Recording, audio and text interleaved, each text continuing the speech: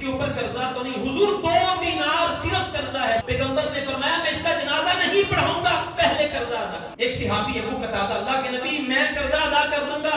ابو قتادہ پکی بات ہے, اللہ کے نبی پکی بات. اللہ کے نبی نے جنازہ پڑھایا. اگلا دن ہوا, ابو قتادہ اللہ کے نبی کو رستے میں ملے. حضور نے سب سے پہلے سلام کے بعد پوچھا ابو قتادہ قرضہ دیا کہ نہیں؟ میں نے کہا اللہ کے نبی بس 1-2 دن تک دے دوں گا. اگلا دن ہوا, حضور پھر مجھے بازار میں مل گئے. سلام کے بعد پوچھا ابو قتادہ قرضہ دیا کہ نہیں؟ میں نے کہا حضور ابھی قرضہ دے کے واپس آ رہا ہوں.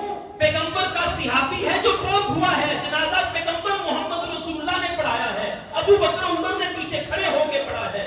حضور نے فرمایا ابو قتادہ تم نے چاہے اس کا قرضہ ادا کرنے کی نیت کر لی تھی, لیکن جب تو نے قرضہ ادا کر دیا ہے تو اب اس کی